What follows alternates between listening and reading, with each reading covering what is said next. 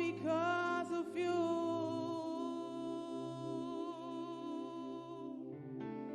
You are the reason. You are the reason. You are the reason. You are the reason. You are the reason. You are the reason. You are the reason. You are the reason. Sing with me. You are the reason why I lift my head. Why I lift my voice. Why I lift my voice. Why I sing. Why I sing to you.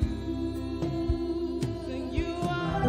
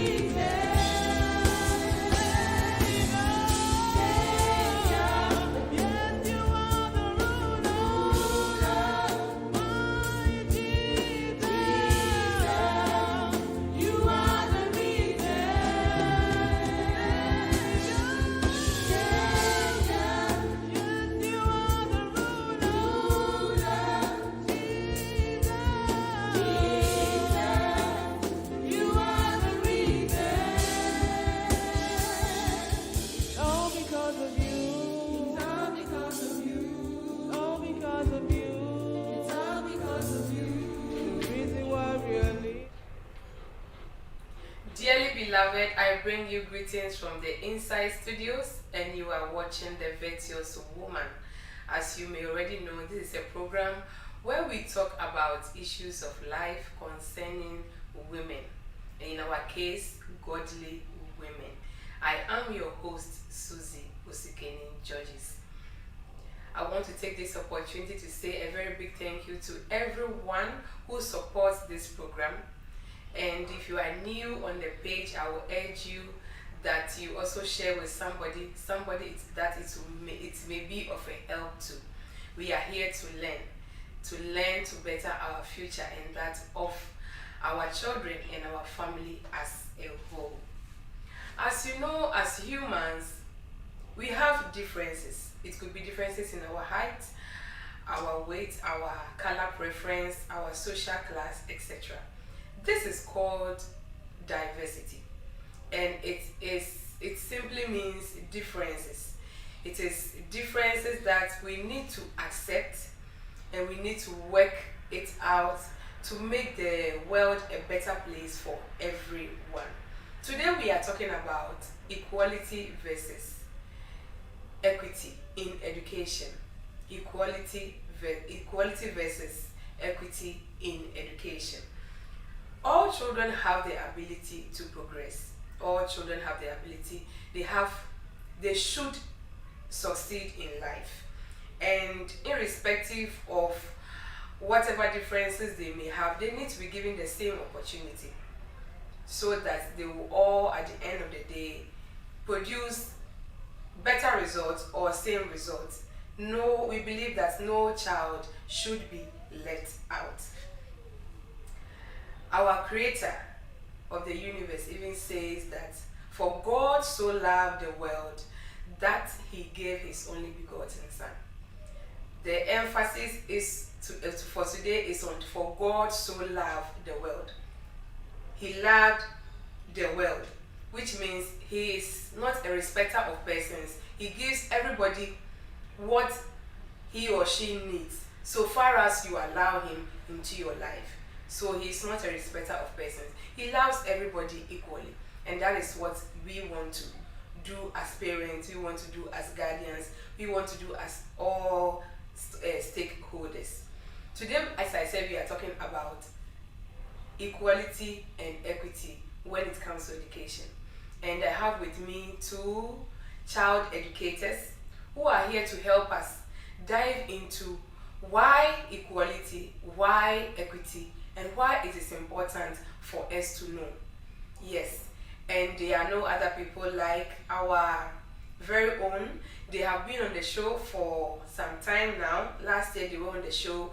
They took us through positive parenting from the teacher's perspective. And today they are here again. Help me welcome our guest for today. And they are no other person than our Lady Pastor Deborah and our Mrs. Ernestina Mensah, Kujo Mensah, if I have mentioned it rightly today. Yes, ladies, you are welcome to the Virtuous Women's program. Thank you. Thank you very much. Yeah, thank you for accepting to come and help us. As parents, as guardians, we are worried about the learning skill of our wards, and then that is why we have called you to come and dive into this concept so that we will make a better decision for them. And so the ball is in your court, ladies. Can you take us through? Thank you so much for having us. Thank you. As you rightly said, we are all different. Even when you take twins that are born from the same womb, they stayed together throughout the 9 months in their own in the wombs of their mom. When they come out, they are different, and because of their differences, they should be treated differently. Sometimes as parents, in doing this, we err a bit, but by the grace of God, we're going to learn how we can do that perfectly. Since two people are not the same and they are different, they should be treated differently. And what I mean by that is, if I am a parent, or as I am a parent, most often we tend to not to be partial. We want to be fair. So if I have 2 kids, I want that the things I do for A, I do the same for B. Because I don't want one child to feel loved and then the other not. So I tend to be play my part in a way that A is loved and B is loved. When I'm providing needs, I want to give, if I have 4, I want to give 2 to a child and then 2 to the other. That is if I have 2 children. And most of the times in doing that, I am not able to really meet the needs of the kids. I say this with my own experience. When anybody who has been a first-time parent, when you become pregnant the first time because you have no idea, you don't know how it is. You are either reading or you are listening to people who have been in that field to give you some advice on how to go about it. Now when you have the first child and then the second child comes in my case, when the second child came in, I felt like I have a bit of experience, I have some things I can stand on. So when the second child came in, I was trying to do a bit the things I did with the first child, the second child. But as I was going on one of the times, I think the Holy Spirit whispered to me, they are different. So instead of you to rely on your past experiences, rely on me. Let me be the one leading you. And from that day, I understood it differently. So I would not try to do the same things I did with the first child with the second one, or try to want the second child to respond to the things I did with the first, because I feel if the brother was able to get this, then he should get it. But as I was being prompted, I realized they are two different people, so I need to approach them differently. Now this is where the concept of equality versus equity comes in. So in connection to what you're saying, especially when it's the first example she made about twins, you realize this in our African context versus the European context. When Europeans have twins, they have the tendency of giving them two completely different names.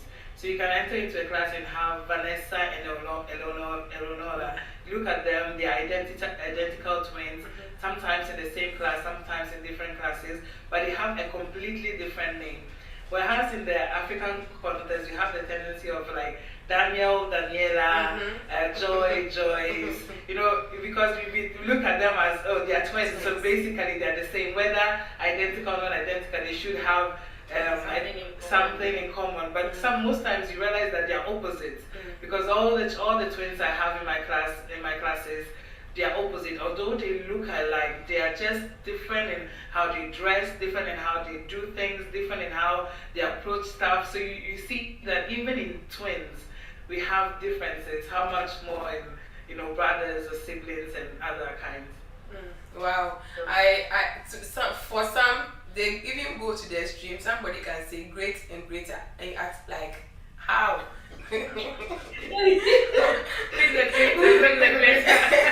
Jacob and Esau.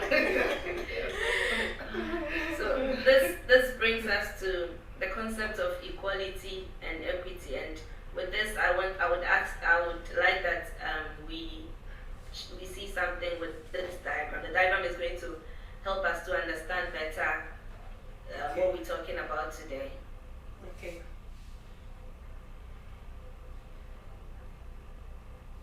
Yeah, it's on. You can go on. Okay. So if you are watching the diagrams that is being displayed, you would realize that in one of them, in the pictures up on the left side, there are three people, and these three people are trying to reach a target. The target is the tree that they have above them. And let's say the fruits on the tree, let's just say they are apples. So we don't really see what they are, but let's call them apples. So the three people are trying to reach the apples on the tree. And all of these three people have been given boxes to stand on. And as you see it, each of them have one box allotted to them. So if you look at it, it's fair, you know? It looks like it's balanced. I have three people and I have three boxes. So I have to give each of them one box for them to reach their target. But the question is, with the three boxes, with the one box that I've given to each of them, are they really able to reach the target? That's the question we need to ask. You could see from the diagram that the first guy is taller. So with the one box, he's able to reach the apple effortlessly. The second guy, or the guy in the middle, well, with a little bit of stretching of the hands, he can be able to reach the apple. But the guy that's on the last one, the smallest guy amongst them, the question is he able to reach the apple with the one box that he has? You could see that he is not able to reach it. the needs that have been given to them, it's equal, it's fair. I have three children, so each of them have one. But it's the one I'm giving to each of them, helping them to reach their targets.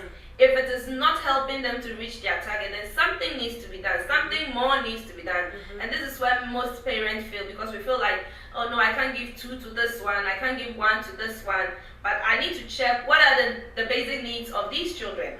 So that is equality. If you look on the right, you could see that the tallest guy has one. Actually, maybe he doesn't even need it because he's tall, so he could get it. But let's say he got one. The guy in the middle is able to have something a bit taller, so he's getting it. And the guy on the last, the smallest guy has more than all of them. It's not because he's being preferred to the others, but according to his needs, he has to get more than the others so he can reach. So now that the aim is for them to reach their target. It doesn't matter if I have given 1 to the other person. If he is able to use the 1 to reach his target, so be it.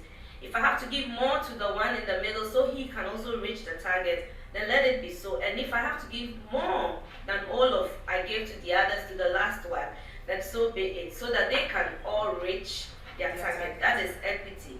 So equity is, I would say in this case, better than equality, because equality will be giving each and everyone fair treatment. But equity is not so, it's giving them their needs. The resources I'm giving them according to their needs. So if the need of A requires more, then I give more to the child. If the B party doesn't even need anything at all, I don't have to think of the fact that, oh, he will feel he's not loved. His needs does not require that. So I focus on the one that needs the more, and then I give it to him. That is equity. Wow. Yeah. Wow. So in a nutshell, equality goes like fairness and sameness. I'll give the same to A, B, and C. But with equality, let me check and see what does this child need more, so that I can top it up for him or her to be at the same level with the rest. Wow. Okay. Yes. Yeah. So here we can see that we would see different type of needs that a child could have. And the first need we could take into consideration is physical need. Let's try to be observant about our children, educators in classes, but also parents at home. So just a few weeks ago, I realized one of the students in my class, each time she looks at the board, each time I give an assignment and I put it on the screen, I see she squeezes her face, and I was like, oh my God, why? Is it what I'm giving her? Is it too hard? Is it too difficult? She doesn't like the assignment, and she's one of the best people in class. So I was wondering, like, why is it that each time I say, okay, let's copy this from the board, she starts frowning her face. Frowning her face, and then I realized that she's actually having some difficulties with her sight. Because I recalled when I was also in primary school, I started, each time I would look at the screen, I would start, closing my eyes, trying my best to force my sight. And sometimes in these cases, some children, because when I told her, I think you need to wear glasses. It's like, no, I don't want to. She's thinking about, aesthetically, would it look good on her and everything? I'm like, no. I did the same thing when I was your age. I remember I didn't want to. I started for a while. I was supposed to keep it for a longer period of time, then I stopped. By the time I stopped and I came back to it again, I had worsened my situation.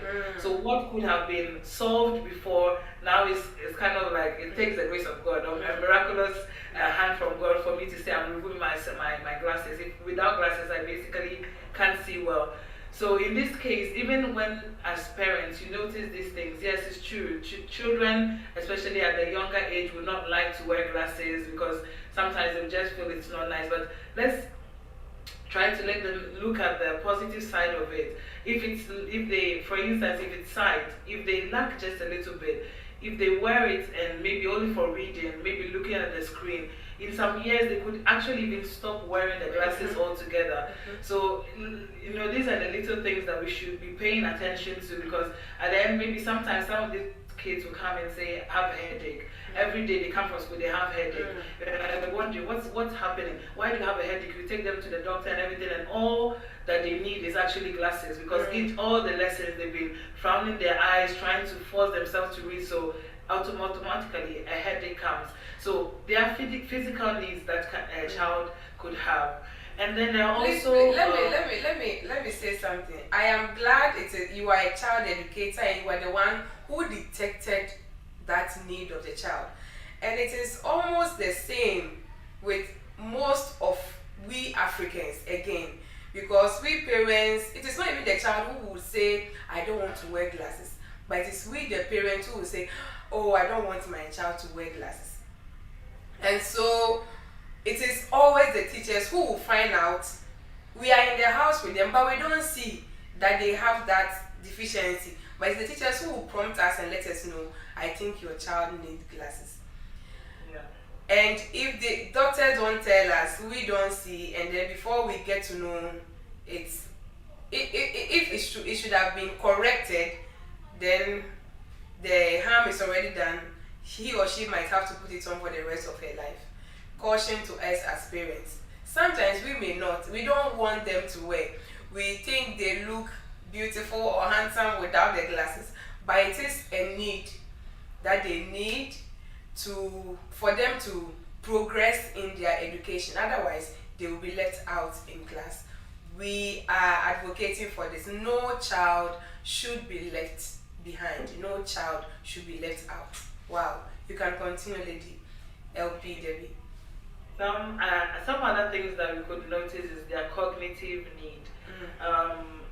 Pay attention to, or notice how they can be attentive, how they pay attention, how long they can pay attention to something, how long before they easily get distracted and want to do something else. Sometimes class, they have kids that you constantly have to call, constantly, because it takes 5 seconds and they're already talking, they're looking, they're playing. And sometimes in those cases, when it's possible, I just tell them, okay, go to the toilet, go and walk around and then come back. Sometimes they feel it's a punishment. Why are you saying, no. I see that as you're sitting down there, you're restless. So just stand, go around, go freshen up and then come back. And sometimes they take it well, sometimes they don't take it well. It's not always possible, but these are still some of the things to notice. So in that case, even when you are studying, for instance, you wouldn't just let the child stay there for 1 hour, 2 hours. You are just wasting your time. By the time you realize, you come back and the child has not done anything. And sometimes we're like, hey, your brother, your sister, they started a long time ago, they're finished. What about you? Why are you still not? It's because as the person was sitting there, in the 2 hours that the person was sitting down doing the homework, they actually were concentrated for 20 minutes. The rest of the time, even if they were not playing video games, they were not having any gadgets with them, they were actually daydreaming. And they're just thinking, sometimes they even think about the video game, where they've left, the score they've left, how they're going to pick it up again, especially with boys. Sometimes in class I'm just like, what are you thinking about? Are you thinking about your video games? Please, let's just be focused here. But you know, you just notice that some children have this difficulty of paying attention. Attention span. It's a huge problem. And unfortunately, the system now, the traditional system is based on, sitting down for an amount of minutes, amount of hours, stay there, focus, look at the teacher, look at the screen. So most of the time, they don't have a lot of opportunities to be moving around. We'll go into details in a few seconds with that. And also with the cognitive, also realize how they're able to remember and retain information, how long it stays. I had a kid this weekend, we were talking about, I don't remember, I think the third person in the simple present. And then he raised his hand and was like, yes, we did it in year 1. This is a child who is in year 4. And I looked at him, I was amazed. I was like, wow, you remember you did it in year 1.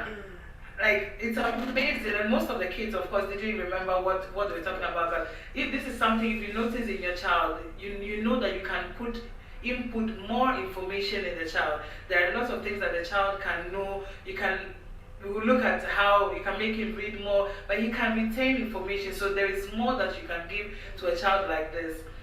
And then also see how they reason, because there are children who are more logical, there are children who are more creative. So when you give the child a paper, they would draw, and they could draw for hours. They would not even realize how the hours are going. And there are children who love numbers. And sometimes you see it at an early age. I had a kid 3 years old. Each time he sees a number, he's fascinated. He just looks at the number.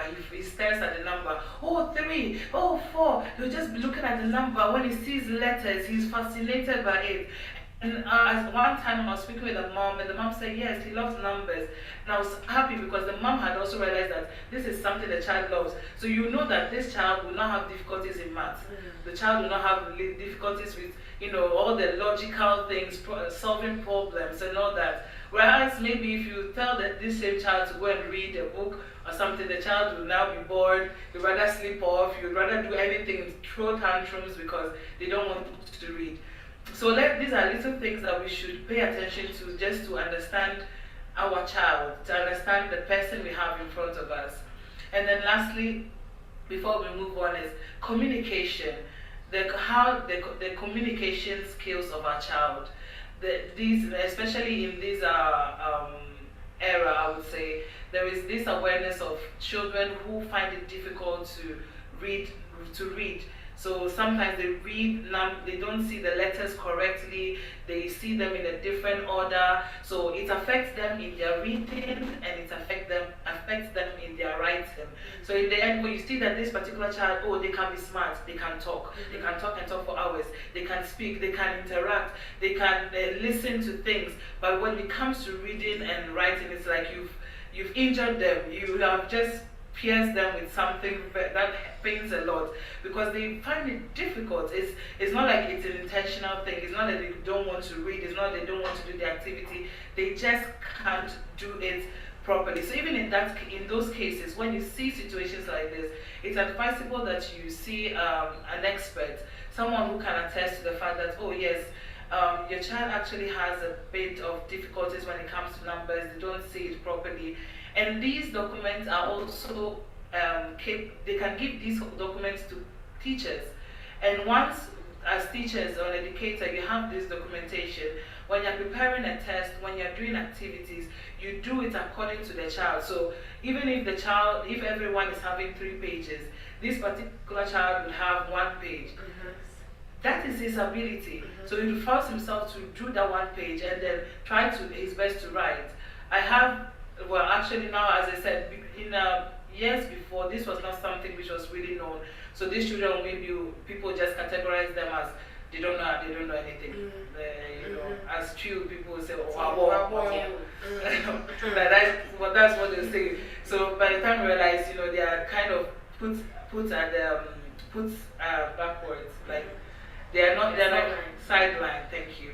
But then now, because of knowledge and understanding, there are these documentations given to teachers. I had a test a few months ago actually, and I knew that this child has difficulties when it comes to writing. You can see the struggle, you can see it. So I said, okay, they had to write a test, but I know he's good when it comes to elaborate, creating, when it comes to inventing stories. So I said, okay, come and stand next to me, tell me your story and I'll write it for you. So in that case, I was not even testing his ability to write because I know already he has a difficulty. I'm just looking at the structure, whether he's able to form a sentence correctly in English and he's able to give me a good story outline that has a beginning and has an end. So in that particular case of a child, I won't go and test him on something that I know he has difficulty in. But it comes from us parents to notice that no, my child, or maybe a teacher has told me once, twice, no, let me try and do something about it. I know, I'm not so sure, but most times these tests, when they are done in their school ages, you don't even need to pay. They are free. So it's for you to find an expert and say, please, I test my child. They will do different tests in different days. By the time I realize they have a report, they take it to the teachers, and the teachers know that, okay, this child needs a special need, or maybe when they are doing schemes, that I need to do it in a particular way. It's an extra job for the teacher. But yes, as a parent, because you have realized we are obliged to do that extra job for your child, but it comes from you as a parent to realize this. Because even if I as a teacher know it, I can't do anything beyond what papers beyond the paper that have been given to me. So I can realize it, I can try in class, maybe you're doing different activities to help your child. But when it comes to the test, I have to do it just as every other one because I don't have a paper that attests to the fact that your child has difficulty in this.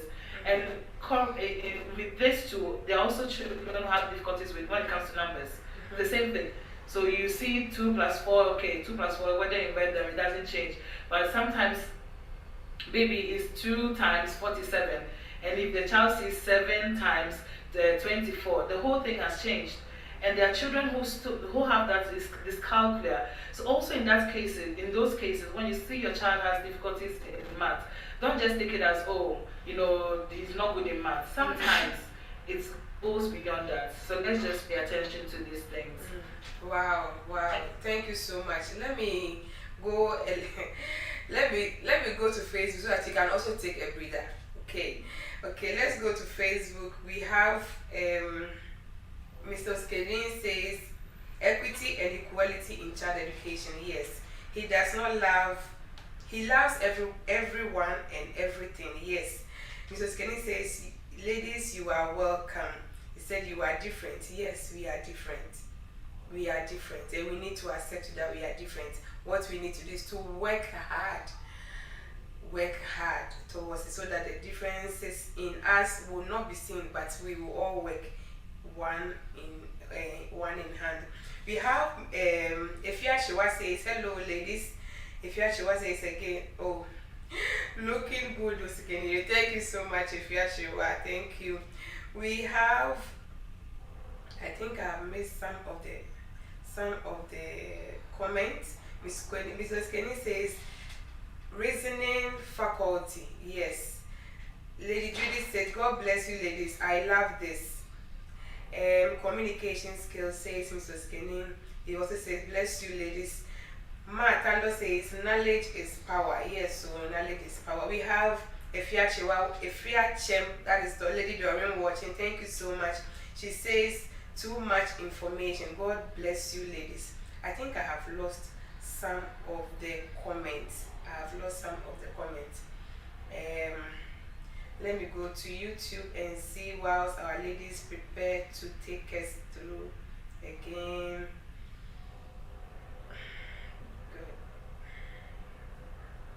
Good. Wow. Let's see. Let's see. Okay. No, I don't have it. Okay. Ladies, please, you can continue. So just in connection to what we're talking about, the various needs, I would like to chip in a concept when it comes to growth, when it comes to us developing, as first of all as educators and parents, and then as teachers, because it's what we have that we also give. When it comes, for instance, when I was talking about dyscalculia or DSA, people who find it difficult to write, let us not also make them feel that they cannot progress. So because they are there, because they've arrived at that point, that is just where they are. That is, they cannot move from there. On this note, I would like Lady Susie, please, to share the last diagram, the one on the mindset. Yes, the one on the mindset. Okay. No, the other one. Okay. Yes, we have it. Okay. So here we see two sides. The first side is the fixed mindset. Most of the people, or I even notice it with children, have this kind of mindset. It's either I'm good at one subject and I'm bad at the other, I'm good at this other subject, I'm bad at the other. They don't see the matter of progress, the fact that they can start from A, but they can actually reach to Z. They can go, before even reaching Z, they can arrive L, and wow, that's a progress. From A to L, it's already a progress. So most of the time, these children, they try to avoid challenges. So for instance, I have an idea that I'm not good at math, that's it. Each time math comes, I log out. I'm there in class, but I'm not in class. And I wouldn't even try. Why should I try? I have a kid who struggles when it comes to comprehension. So written activities, written comprehension, written activities. So by the time we are, at the moment I say, let's do this activity on the book, it's fine. He's walking around, he's finished. He's walking around, he's playing, he's touching this, he creates issues out of nowhere just to avoid to do that. And of late I spoke with the parents and I was telling them about this thing I noticed about the child, but they should try to encourage him. And the next lesson he came was like, no, today I'm coming, I'm ready, I'm going to put my effort. It's like, yes, that is the spirit. Of course, it's not going to be automatic that from one day to the next day you are already, you know what is happening. But at least you are putting in an effort. Then from there, someone can come and help you. I can come as a teacher, I can send maybe a classmate who is better to help you, but at least you should show that you are putting in an effort. And so these are some of the things we say. So they try to avoid challenges. They say, no, this is too hard. They expect rewards without effort. They ignore feedback. They don't want to know whether, they don't want to hear you say, well, you did okay, but you could have done better. No. For me, it's either I'm excellent or I'm excellent. That is all I want to hear. And they are threatened by the success of others. So they keep comparing themselves. These are people that as soon as the test comes, what was your score? What was your score? Focus on your own and look at what you did. See what you could have improved. See, no. The only thing they're looking at is the score. And then there are the growth mindset people. They understand that they can develop. So they embrace challenges. They know that they can train their brain. Their effort is in the path. So they understand that the path, is a journey. It's a journey and it takes them to mastery. It takes them to excel in that particular field. They learn from feedback. So, okay, yes, you did well. But, if you had paid a little bit of attention, you could have done a greater work than this. So next time, when you finish the test, try to read through again. Take your time. If you need to just change environment, go to the toilet, come back and read through again so that you make sure that you understand the particular places where you made a mistake. And they take this feedback. By the time you realize this, the next time they come, they are shining. And as I said, it's moving from one level to the other. The progress from A to B is progress. It might be little, but it's progress. So it's important that we just enter into this mindset that it's possible. And then they're inspired by the success of others. So they look at others and they're like, oh, wow, if that person made it, then I can also do it. And this we are talking about kids in general, but also to us as adults. We also have different areas of our lives where we have a fixed mindset that we know, as for this one, I can't grow. I remember I was trying to learn how to play the keyboard. It's still work in progress, though. But the first period, I was just frustrated because for me, as I got on the keyboard, after two weeks is even too much. After a few times, I was supposed to be playing,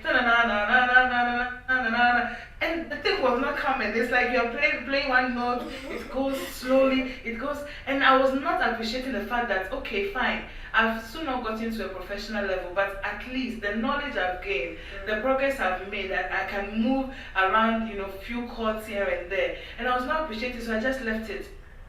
And after I got to understand this thing of the growth and fixed mindset, I realized that when it came to keyboard, my mindset was fixed.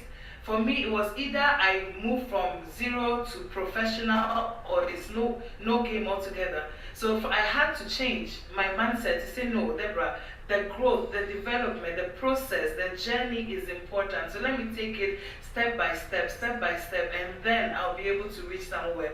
So in that, let's also see as we adults, what are the areas where we have that growth mentality? What are the areas where we have the fixed mentality? As for this one, I will never learn. There's a certain thing that I need to change my growth mindset on riding a bicycle because I've made that. Please do change it. For over 20 years, I said I would never be able to ride a bicycle.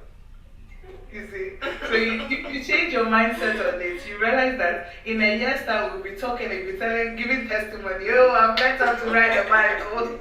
But it all comes from the mind. The mind. Yeah. Very good. Yeah. So from all that has been said, you will realize that there are advantages of knowing the learning style of your child. That is where we go into. If we want to help them, then we need to know in which ways we can help them.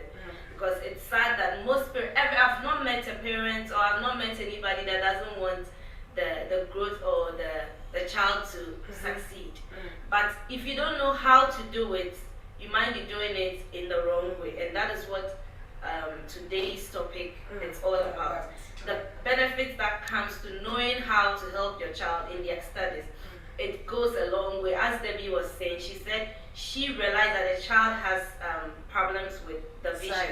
But it's not actually to be the work of the teacher. It's the parent that should be able to identify this and tell the teacher that my child has this problem. So if you can, in class, let her sit in front. So that she can see well. But if you, as a parent, you don't know, and you don't meet a teacher that is good as Debbie, that is just the end of it. They would even think there's something wrong with the child does not like them, and they are going to pick up on that child. But maybe it's not because of that, but it's because the child actually has a problem. So when we know the learning styles of our children, we are able to help them. We are able to give the right information to the educators, the people that can help them. We are not the only one that are bringing the kids up. So we are able to give the right information to them. We are able to help them. I have 2 boys, and right from I think 1. I don't know how my husband found out, but he just told me. The big boy has a sharp connection between the eye. He knows how to coordinate the eyes and the hands. So you could see that he's somebody that he's very analytic. You see him and then you know this guy, he's a mathematical person. So if there is any help to give him, I know where to push it. The second one instead is a bookworm. He sleeps with books. He plays with books. If you put a toy and like a book far distance, he sees the book first before anything. He will shout, "Book!" Such the 2 people, when they are going to bed, we give the small one 2 books, and we give the big one 1. Not because we love him more, but we have been able to identify that he's a bookman. So if there's no book at all and there's 1, I give it to him. The brother will do something else because I've identified that this is where his strength is. This is what he needs to go on. As parents, we should be able to find, if you don't know this, or if you're coming from outside and you see, you will feel, why is this lady giving the small one 2 books and the bigger one? Because I know, yes, he loves books, he also has to read, but 1 is okay for him. Whereas the brother, he needs 2 because of his needs. If I identify this about my child, I know how to help him, how to encourage him, how to go. So it goes a long way. The child feels comfortable in their learning. They are able to learn well because they know the style that suits them best. Some kids are struggling not because they are blockheaded as we think they are, but the styles in which they are using to study is not good. It's not correct. They are not adapted to that. That's not what God gave them. And as we go on, we would find some of the indications that can help us see what or which style best fits my child. So with this, we're going to quickly see the type of learning styles that are available, the type of learning styles that they are there. And as we go through it, you would be able to identify that. Or if you're already a teenager or if you're a student, you might be able, with this indication that we give, you might be able to know that, okay, this style best suits me, so let me follow it, let me leave the others. Everybody is reading, I don't go reading. I know which style fits me best. But if you are also a parent, as we described, as we go on, you get to know that these are indications, especially when they are kids, it's difficult to find. They go through all. But as time goes on, you can, even with that one, there are indications that can let you know which style best fits your child. But as they grow older, you are able to really find the one that best suits them. So I will leave Lady Debbie to go on and tell us the various styles that we have. Could you please put it should be the last visual, auditory, and read, writing, aesthetic. Yeah, it's Okay. on. So here we are talking about the different learning styles. What we mean by different learning style, what we mean by learning style is the way that we acquire knowledge. What is the best way that we acquire knowledge? What's the best way that we absorb information, that we receive information? Let me just go right into it and then probably would now bring them, elaborate it more. So the first one we see here is the visual type of learning. So these are the people that they like to see information, they like to use charts, they like to use diagrams, schemes. When they are studying or when you are even explaining something, the moment you put diagrams, they're able to memorize everything. They like to see the process, you know, see from the start to beginning to the end. Okay, this is first, this is second. And these are the kind of people that one of the advices that I would give is, in these cases, each time you are learning something, try to create these diagrams, these schemes. So whenever, maybe when the teacher says, create a summary, instead of you writing the whole thing, so maybe 20 lines, you rather put a scheme in your mind and create and put it on paper. And you realize that that is the best way for you to absorb the information. And then we have the auditory learners. These are the people that learn by listening. So the more they listen to things, you will find them that they are not necessarily reading, they are not necessarily writing, but they know things. They know things. As you are speaking, somebody is just raising his head. It's very true. I remember when I was in school, okay, I will understand what the teacher will say. Yes. That in the classroom, I will understand. But it doesn't mean that I know how, maybe if it's math, I know how to solve. I need to go home, sit down, and repeat, and rehearse, and exercise. Then it will stick. But for some people that I know, it's only what the teacher will say in the classroom. They are already done. They don't need to sit down. So that is why you can go on. Yeah, that's so true. That's so true. So in these cases, these are people that prefer listening to things. So they will listen to podcasts, they will listen to different kind of things, YouTube videos. Just the fact that they are listening to it, you just know that, okay, I've absorbed the information. Then we have the kinesthetic learners. I'm just going through fast and then I'll go through little by little and go into details. The kinesthetic learners are those who like to do things with their own hands. So they would like to put hands on deck. That is the best way for them to learn how to do things. And lastly, we have people who like how to read and to write. So every time we are talking as a teacher, as you're speaking, the best way for them to absorb it is for them to write. They need to see the words in a written, paragraph way, so that they know that this is what the teacher, the person speaking is saying, and this is how they elaborate it in their minds. If we should use an example to now expand these 4 areas, let's say, for instance, that you want to prepare the recipe of something. Okay, so let's say for this is the first time you are making a cake. Looking at these 4 categories, you find out that the person who likes watching things would go and search for YouTube video. A video, either a YouTube video, whatever video, but they want to see the person doing it. And once they look at the person, they look at the process, fine, they've gotten it. Next time, you just see them applying it. Whereas the person who likes to listen to it, they can just be walking around, listening to someone giving the instruction, this is how you do it. Maybe it could still be a YouTube video, but it does, for them, it's not necessarily with the eye, it's with the ear. So the important thing is that they are listening to the instruction being given, and by the time I realize, they catch it. And then with the person who is a kinesthetic learner, they actually have to do the recipe for it to stick with them. If they are not doing it, then for them, whether they have listened or whether they've watched the video, it doesn't work, it doesn't stick with them in no way at all. And then the last person will actually take a blog.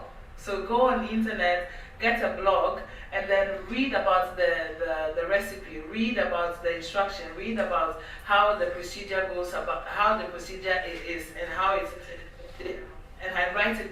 Sorry, Write it down. write it down, and that is the way they also acquire the knowledge. So I remember when years ago when I was learning, but I realized that there was something off. So I was just going around trying to find understanding about it. Why is it I'm not being able to retain information as everyone else, I would say. Also because most of the times when I would say in an African setting, most of the things we talk about is having a photographic mind. So the moment you read, you remember it. So it's like if you're not having a photographic mind, you're lost. Like, I mean, what is your essence in life? Anyway, so as I was thinking, I was just going through it. I came across this, but at that time I didn't have a sufficient in knowledge to sustain it. But then I realized, oh my God, this is my way. I realized that I like doing schemes. So I like the colors. I would have different colors when it comes to pens, different colors, this for this. If you see my book, it's full of different colors. And for me, it wasn't so much even about the details. It's for me to have the order. Okay, this is how it starts. So if you're talking about history, about when the Roman Empire was built, for me it was important to know that, okay, this happened first, then this second. For me to see it graphically, it just gave me, okay, so the next time I need to come and study, I just come and look at it and I'm like, oh, wow, okay, I got it. I do listen as well, but the listening, it depends if I'm walking around. Then the moment I reach to a certain spot, I remember, oh, the last time I was listening to this exactly at this spot and everything. The reason why I'm bringing this up is because we don't necessarily fall under just one category. We could fall under 2, under 3. Some people have all the 4, but there's a different balance between all of them. So it could be that you're more of a visual, but you still have the kinesthetic in you, reading and writing, but you still have the auditory. So don't think that, oh, I have to be only this or only that. And sometimes it depends from subject to subject or whatever you're studying. It depends on what you're studying and what you would actually need for that moment. I've sent a link to Lady Susie. I'm sure she shared it at the end of the program, so that you can also take a test and understand where you fall, and then you now redirect your studies, help your child as well. The questionnaire is in different languages, so you can just give it directly to your child. The Italian is there, they can do it, and then you understand, okay, my child is more this, my child is more that. Then you look at the ways you can help them. So as I was saying, for a visual learner, having flashcards could help. So when they are learning even a language or something, just having a flashcard can help. Using different colors, drawing on notes. There are lots of people, kids, when you see that they draw a lot, you're like, why are you drawing? But some of them, if you direct their drawing towards the studies, you realize that that is the best way for them to now absorb the information that they've received. When it comes to the auditory, so you can read aloud, because not always, you might not be able to record your teacher. But when you have the book, and in some cases, whatever situation, you still have to read. So as you're reading, you just don't read in your mind, you read aloud, so you listen to yourself. As we were speaking, and Tina was saying, you can record yourself reading aloud, and then listen to yourself again as you're reading. Or discuss with a group. If you have a group of friends you're studying with, or with your parents, you are discussing, so you're listening to yourself speak, and you're listening to other people speak as well. And I'll go to the reading and writing. I think the traditional school just is based on that, reading and writing. So you receive the information, you do a summary about it. So it helps those who fall under the reading and writing. The traditional school is the best place for them to be. The traditional school is not shaped in such a way to help, especially the kinesthetic, because these are people that always like moving, they're touching. They sit down for 5 minutes and they are like, teacher, what are we doing? So what are we? And then when you give them assignment to finish, and they're asking what's the next thing to do, because they don't want to be idle. They don't want to sit down not doing it. They must find something to do. So such people in school, it becomes difficult unless you find a teacher or an educator who understands. Like we were sharing with Debbie, she was like, how do I help such a child in that context? I'm like, you need to involve the child. Those are the kids that are always seeking attention. So if there is anything that needs to be acted out, maybe you are teaching a topic and for that child, you just have to call him, come and act out this. And once the person is involved and is doing it, that is how they get it. That's their way of learning. But you need to know. If you have a teacher who knows it, then good for you. And if the teacher can chip it in or structure the lesson in a way that it can benefit you, thank God. But if not, it should be the parent who knows and telling the teacher that this is how best you can help my child. And if the teacher has a good heart, then the teacher picks it up and then is able to help, because it's not all, apart from the laboratory works, most of the work done in classroom are not manual. We don't use our hands to do them, yes. So it becomes a bit difficult. But if I know how to communicate to the educator, and then the educator might pick it up from there. I hope we are all learning parents. This is to us. Wow. One common phrase that I always sometimes hear among Africans is like, this could be because we didn't know the learning skill that needed to be applied for that child. Wow. This makes us understand there is a way we parents want our child to grow or to progress, and there is what they really are that we need to help them. Wow. Thank you so much. I believe that we are all taking notes, we are all learning, we are all unlearning, and we are going to relearn so that the future of our children, for those of us who have kids that are small, yes, we know we can still direct them because they have not taken roots. But for those who are grown, this is another way for us. Find your learning skill, find the way you are able to acquire knowledge that is okay for you. When you know that, when the problem is before you, you know how to go about it. Wow. Thank you so much, ladies. Please, you can go on. And then sometimes we parents or some parents are not able to identify this. And when the teachers do and they tell you, don't take it as, even if it's a negative comment, look at how best you can work on it. Don't see it as, no, this teacher is just against my child because she's black and we are in Europe, she's an African, so the teacher hates. No, but it's actually an indication for you to now, if you have not done it, take good care or look at your child and see how best you can help the child. Because if a child is somebody that can't stay for a long, like the kinesthetic learners, they can't stay throughout a lecture. A 1 hour lecture is boring for them. If you give them 1 hour without them doing something, they feel bored, they will easily get distracted. So if a teacher maybe is telling you that your child easily gets distracted in class, don't take it negative. It might be that the child is that kind of learner. So you tell the teacher, please involve him. When you are doing any question, you throw it to him. Call him in front of the class, let him say what he has. Such a child is encouraged to go on. But if you don't know and you take every comment as negative, then you are harming the child than doing the child good. Because maybe you think in your head, no, this is the child I want, so you can't tell me my child is less, my child has this deficiency. Pick it up, work on it, and then the child can become who he or she is called to be. Wow. Let me go to Facebook a bit so that you organize yourself again as we continue. You have Martando says, God bless you for the insight. Efiache was saying the mind is a very powerful tool. We have Jones Sechi watching. Thank you, sir, for being with us. Mrs. Kenny says, yeah, at least we may not run like the cheetah. Even the tortoise goes out and comes even every day successful. Yes, we have different level of learning. We do everything different, but at least we have the learning tool and everything that we need to help us. We have our sister Josemina watching. Thank you for being with us.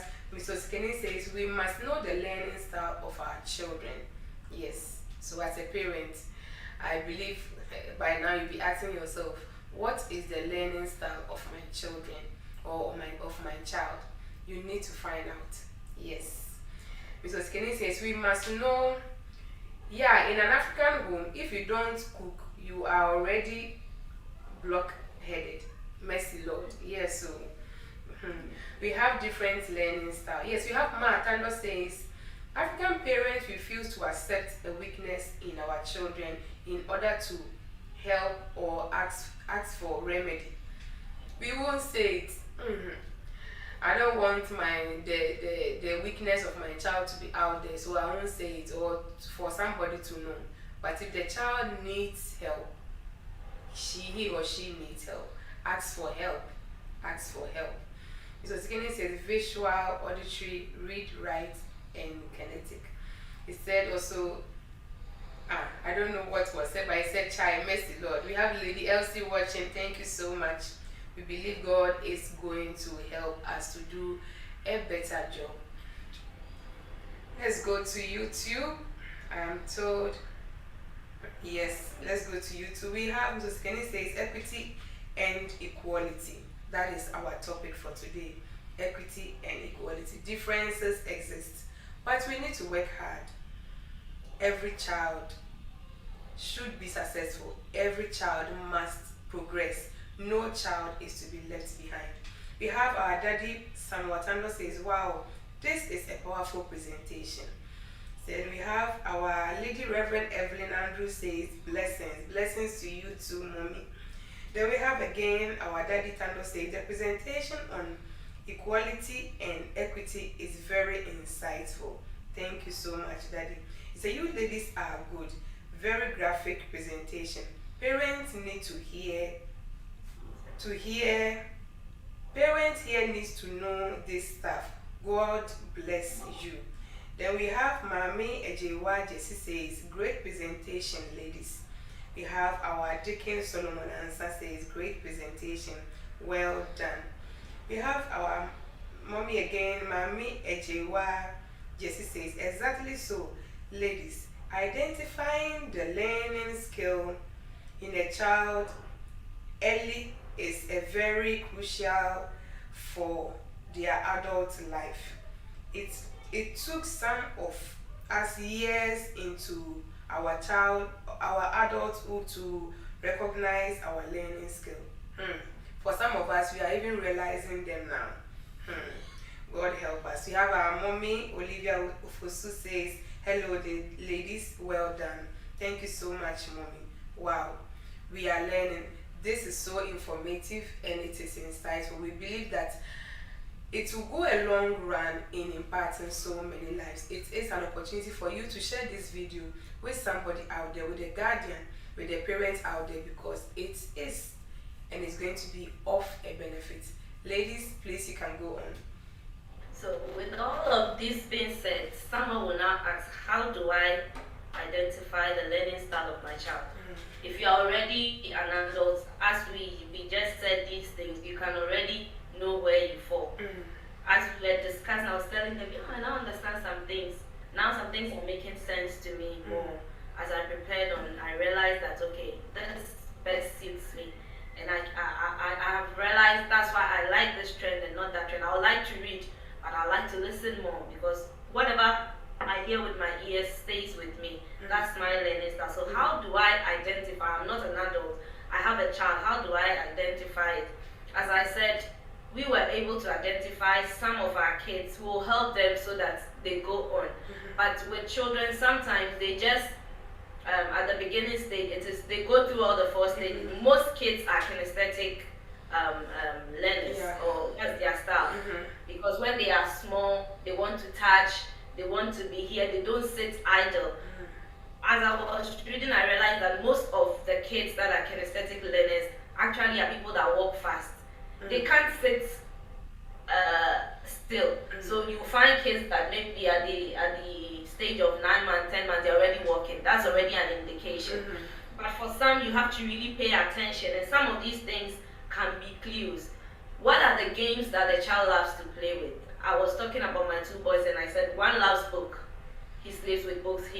Not that he doesn't play with other toys, but he prefers the book. The other one, he wants to fix this. When you give them Lego, he will finish his own. Want to ask the brother, do you need help? The brother says no. Even if you say no, he will take it from you, help you fix it. The other one by force, he will help you. You must fix it. You must finish it, and I'll help you finish it. That's the kind of person it is. So you pay attention to the toys that the child plays with. Which toys that the child loves more? Is the child an active child? Is a child the kind of person that wants to do activities? Sometimes when you are cooking in the kitchen, they want to help you. It's a bit distracting because something you can do in 30 minutes, when the child is helping you, takes an hour. Sometimes we parents, we don't want it because we've not got all the time. But this is how, when we involve them, we get to understand. It's a clue to some of their learning styles. Some want to do with their hands, some want to read books, some are drawn to numbers and patterns, as Debbie said. So it all boils down to spending time with our children. If you don't spend time with them, you wouldn't see all of these things. Children are ready to give us all the information that we need.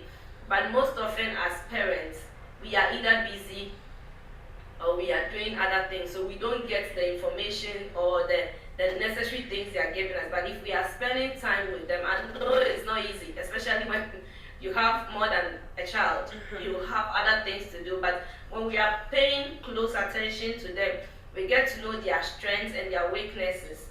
We get to know where they are good at and where they are, and all of these things help us because these are information that we need to give to people that are also helping. If I'm giving the teacher, it's not like I'm selling my dirty clothes in public or I'm washing them in public, but I'm telling the teacher the weakness of my child so that the teacher can help me. I know that emotionally, maybe we've lost a family member, so at this point in time, the child comes and the child is a bit, it's not because of anything, because maybe the child is going to, take example, a family that is going through divorce or something. Actually, Africans, we don't consider those things at all. We don't consider that a divorce at home, the death of somebody, financial problem, or maybe the quarrel between mommy and daddy can even have an impact on our kids. Wow. So all of these things are indications. If I spend time with my child, I get to see that, oh, this child loves this child is slow at this, not because of anything, because this is not his style, this is his style. So don't be worried if at the initial stages, let's say 1, 2, 3, you are not able to identify the child's learning style, because at that stage they go through all. They try a bit of this, they try, some you might be able to find, but some no. But as they keep growing and as you keep studying, you get to see that at a point, let's say by that 6, 7, you should be able to know which style suits the child. So when I know that this kind of a person is the reading one and the writing, I was telling Debbie that if you come to our house, our walls, almost all the writings on the wall was done by the smaller one. When the bigger one was his age, he did a bit of writing, but it is not as much as compared to, he's always having pens, pencil, writing. The whole wall is something else. He's writing and then he will ask you to see what he's writing. Sometimes it doesn't even make sense because you don't know what he's writing. He's just 2.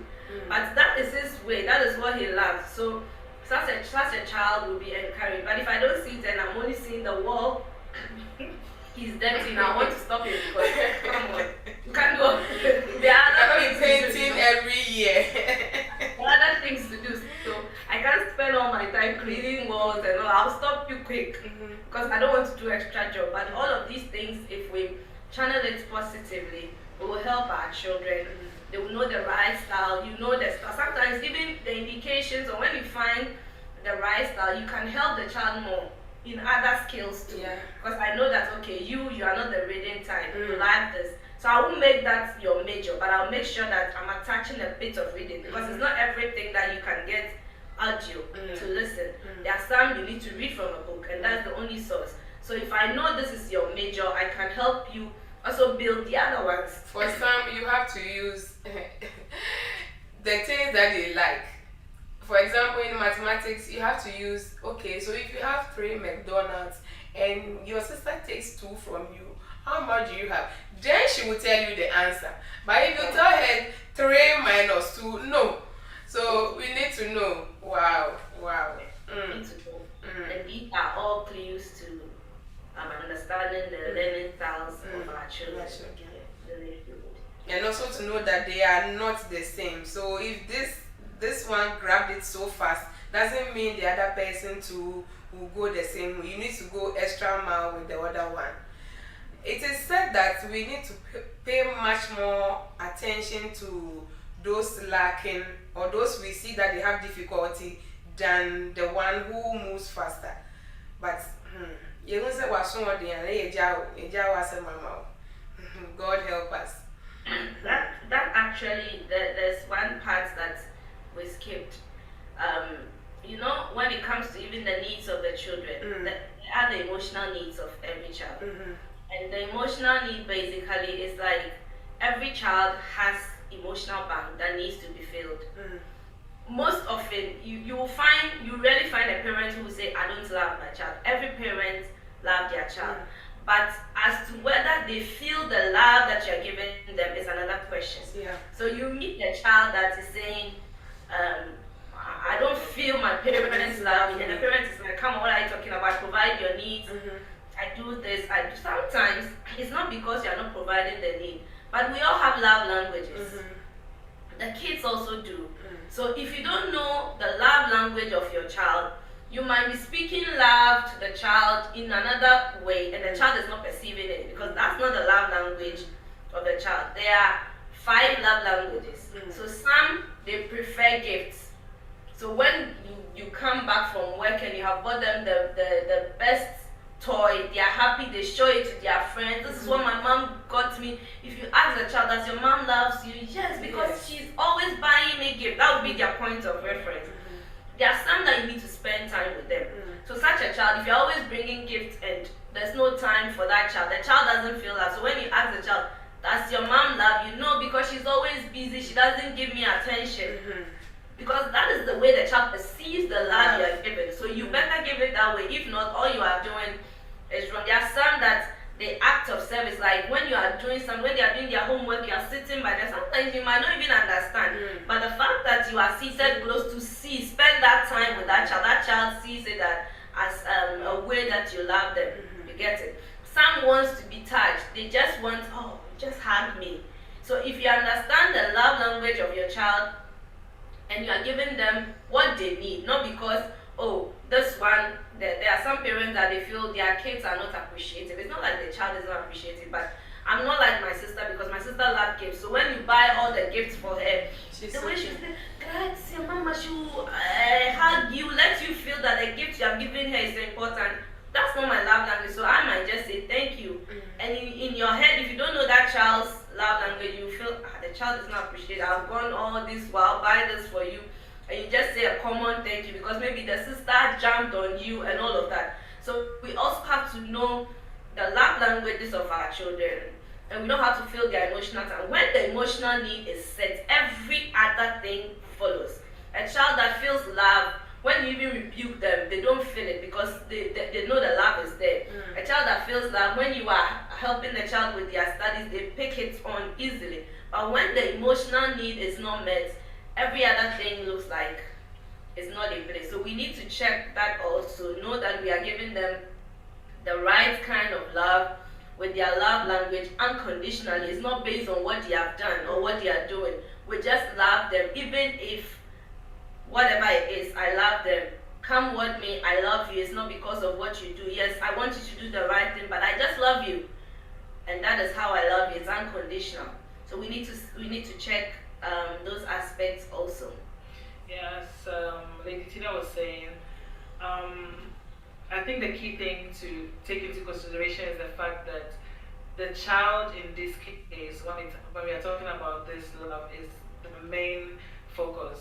So it's not what you, as she said, it's not what you feel that is the right thing.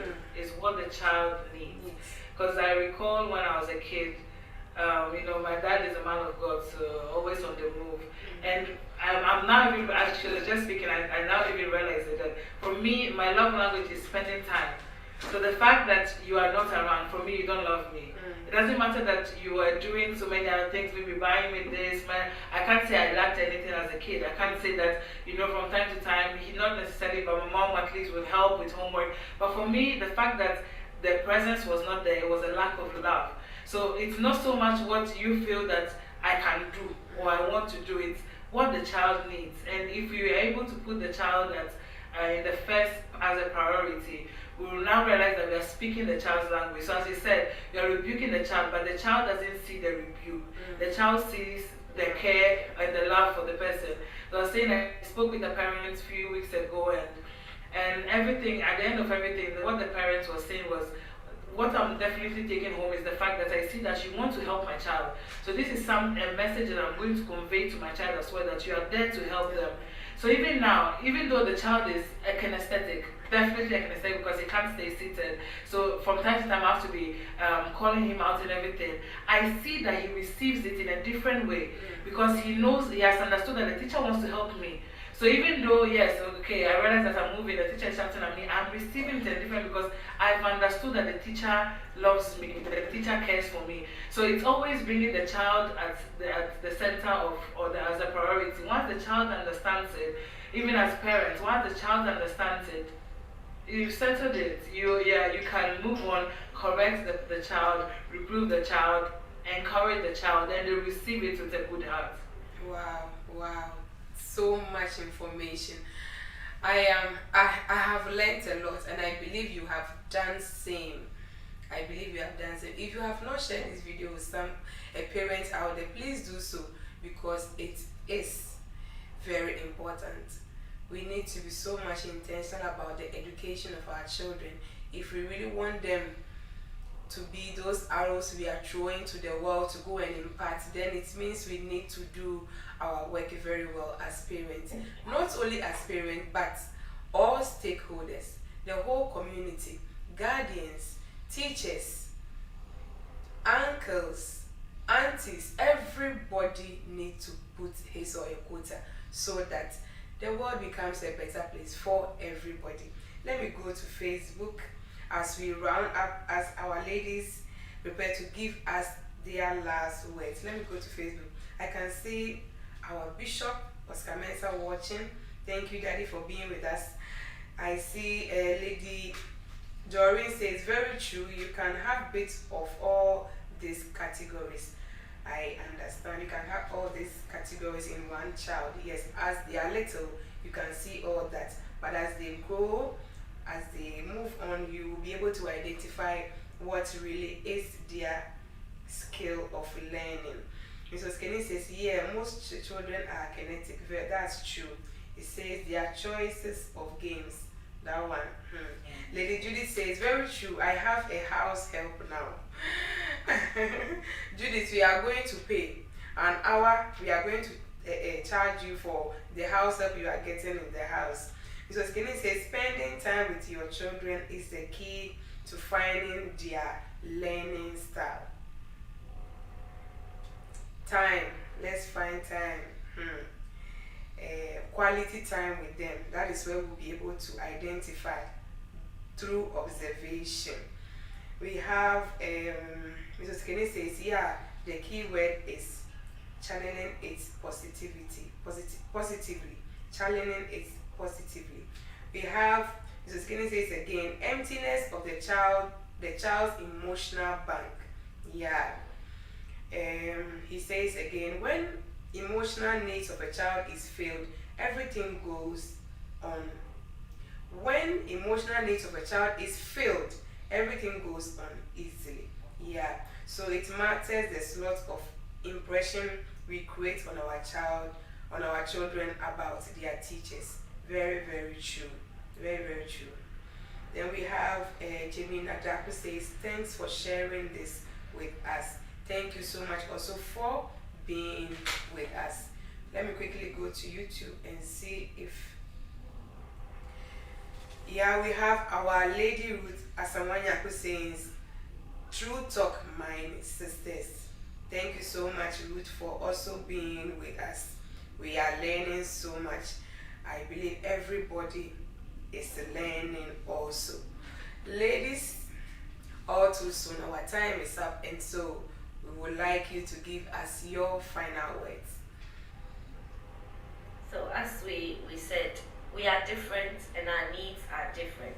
So let's see to the needs of each and everyone, if you have many kids, try to identify the needs of each of them. Don't try to solve it equally, but think of who needs more. Give more to the person that needs more. The target is to reach, the aim is to reach the target. So if it takes more effort for somebody, help the person. And if it takes less effort for the other, help the person. Don't try to make everything equal, because that is not going to help. And then as we talked also on the love language, if the emotional bank is filled, everything else works. So check what is the love language of your child. Is it words of affirmation? Some needs to hear words. You just have to keep telling them you are good, you can make it. Unfortunately, our culture, everything is deal with but if you keep encouraging the child, just as we said on the growth mindset, the positive things, you tell the child you can do it. I see you have made an improvement, or you are good. It's not like you are lying to the child, but you are telling the child that there is room for improvement. They can. So some need words of affirmation. Some need just a simple touch for you to just pat them at the back, hug them, give them a kiss. Sometimes just an eye contact. Where we are coming from, we only give eye contact when something is wrong. So I look at you and then you know you have to position yourself. Eye contact. When an adult is talking to you, you don't need to look into his or her eyes. It is a sign of disrespect. But this place, eye contact means you are confident. You are sure of what you are saying. Yeah. So I give you an eye contact, which is already a sign of love for you to know. Sometimes just my brother, if you do like this, then he'll be laughing because he feels it's a joke. You know, the eye contact. If the person wants to spend time in this our busy world, find time, spend. The funny thing is, all of these things you do for the kids now that you think they don't see, but when they grow, they remember all of these things. Some can say, oh, I remember when my mom did this for me, when my mom did that for me. It imprints on their heart. It's something that they can never forget. So you think, oh, he's just small, let me forget about it, and you do it other way, but it's going to stay with them forever. Fill their emotional banks, and when it is filled, every other thing becomes easier. Wow. Lady Debbie. So yeah, let's understand that our children are different. Even in the household, let's try not to compare them, especially when you know that someone is better at a subject than the other. Because sometimes I do speak with some parents and like, I don't know, this the sister is so easy. When you say she should do homework fast, 5 seconds and she's gone. As for the brother, hey, you have to be there, you have to be. Let's try, especially not for them to hear these things, because as she said, if you might feel that they don't hear them, you might feel that they're not listening, but they do hear, they do listen, and it does affect them. So in the end, it affects the way they see learning in general. It affects the way they see maybe a particular subject. Some of them, they just reach to a point where they are stagnant. They have the fixed mindset, as for me, school is not for me. So even whatever they're doing because they have to do it. But they are just looking at the fastest way out. And that's why maybe even their choices of school, they could have done way more, but they've just given up on themselves. They don't want to do it. For instance, my sister, when she was little, she was very lazy. It's not that she was not intelligent, she was just lazy. So at a point when she finished the secondary school, scholarly media, they suggested to her for her to go to these vocational schools. And my parents too, they're like, no, she can do something else, she can do something else. And they made her take a different route, and she was able to excel. At a point, she just woke up. She said, okay, fine, I'm studying. Like, out of a sudden, she had passion just awakened and everything. But if the parents would have just said, oh, as always, yeah, she's, as for this one, yeah, she doesn't like study, so let's just leave them. This is how probably, like, I mean, she would have made it in life, but who knows how it would have been. So let us be encouraging, especially with words. Sometimes it might not come easily. As you're saying, using positive words, when you are not used to receiving it yourself, giving it out becomes very difficult. Sometimes when I look at the classes and like the way these people are misbehaving, and I have to use an encouraging word. God help me. It's paining me that I have to use it, but I have to use it. And you see, it's just, it gives them a kind of peace. I'm like, guys, you can do better. You are doing okay, but you can do better. And I trust you. I believe that you can do it. And you just see how most of them receive it and they start changing their attitude. They start changing. It's just that word. Not always bashing them, not always looking at their negativity. It's not easy. But God is our strength. Wow. It's not easy, but God is our strength. Wow. Ladies, thank you so much. Thank you so much. You have given us so much nuggets that are going to help us in raising our children. Not only our children, but even for ourselves. Because life is a school. We are still learning. So if you know that, if you know which one is best for you, you know what to choose. Parents, guardians, all stakeholders in education. Children are different. We acquire knowledge differently. It only has to do with the combination of the right resources and the support that we need to give to our children that will make the difference in their lives. As we said, we believe that no child is to be left behind. Every child needs to progress, and so we will do this. We will put in all our efforts. Choose equity. Yes, choose equity. Give to the one who needs it most. Don't give same because you want to be equal, no. But give to the one who needs the help most with the right resources. I believe we have all learned. Thank you so much. We bless God for your lives. We acknowledge you who have been with us right from the beginning to this time. We believe that you have also learned. Share the video with somebody so that it will be of a help.